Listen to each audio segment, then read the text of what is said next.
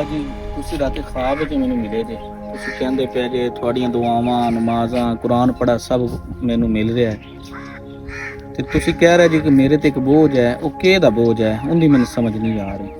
ਉਹ ਤੁਹਾਡਾ ਬੋਝ ਕਿਵੇਂ ਹਲਕਾ ਹੋਵੇਗਾ? ਅੱਬਾ ਜੀ ਮੈਂ ਬੜਾ ਪਰੇਸ਼ਾਨ ਹਾਂ ਇਸ ਤੁਹਾਡੀ ਗੱਲ ਤੋਂ।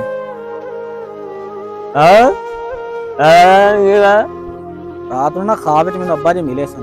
ਅੱਬਾ ਜੀ ਕਹਿੰਦੇ ਨੇ ਮੇਰੇ ਤੇ ਬੋਝ ਹੈ। ਮੈਨੂੰ ਉਹ ਨਹੀਂ ਸਮਝ ਆ ਰਹੀ ਅੱਬਾ ਜੀ ਤੇ ਕਿਸ ਚੀਜ਼ ਦਾ ਬੋਝ ਹੈ।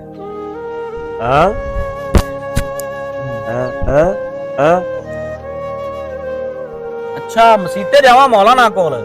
चलो ठीक है तेरी गल दी समझ आ गई। मैं जाना मौलाना ओनू सारी गल दसना। वो मैनू दसेगा भी अब्बा जी ते केदा बोझ है।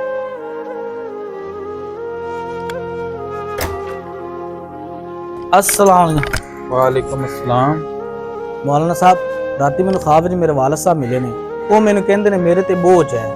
उनदी मैनू नहीं समझ आ रही उन्हां ते किस चीज़ दा बोझ है। अच्छा थोड़े वालिद साहब दा किसी नाल कोई लैन देन या कोई दुनियावी मामलात तो नहीं है सर? मौलाना साहब तुसीं किहदी गल कर रहे हो? मेरे अब्बे दा किसी नाल कोई लैन देन नहीं सी। हाँ दुनियावी मामलात विच मेरे अब्बे ने मेरे छोटे भाई नूं हिस्सा नहीं दिता सी। उस तो बाद मेरा छोटा भाई नाराज हो ते घरों चला गया। बस मैनू तो इन्ना तक याद है और होर कोई मेरे अब्बे दा किसी नाल मामलात नहीं है। मैनू थोड़े मामले दी सारी समझ आ गई लेकिन तुसी बस मैनू ये दसो कि थोड़े भाई आजकल कित्थे हुंदे?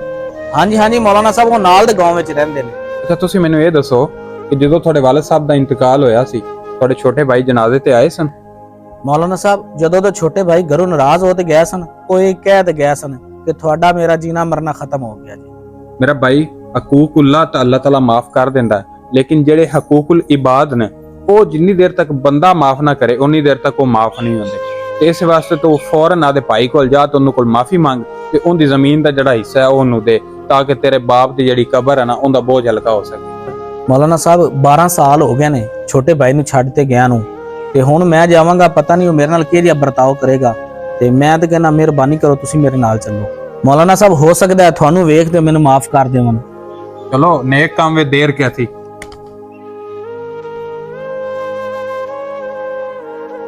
अस्सलाम वालेकुम। वालेकुम अस्सलाम मौलाना साहब किवें आए जे?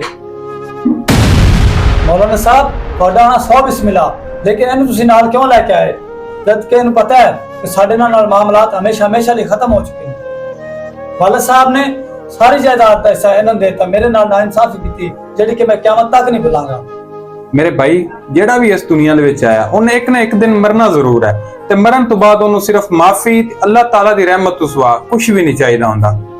उस मरहूम नूं इस दुनिया तो गए हुए 12 साल हो गए ते तुहाडा वड्डा भाई तुहाडे कोल माफी दा तलबगार है। अगर तुसीं उन्हां नूं माफ कर दोगे तो उन्हां दी कबर दा बोझ हल्का हो जाएगा। मौलाना साहब मैं किवें माफ कर देवां?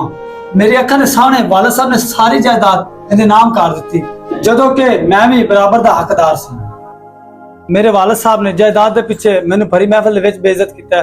मेरे भी कोई इज्जत है मौलाना साहब। ये की कह रहे हो तुसीं?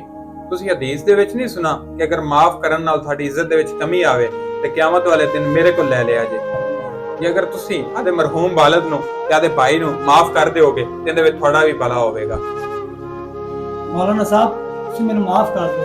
मैं अनाथ दे विच दीन नूं भुल गया सी। तुसीं मैनू हदीस नबी सुना के मेरा ईमान ताज़ा कर दिया। मौलाना साहब मैं अपने भाई ते मरहूम वालिद सच्चे दिल नाल माफ कर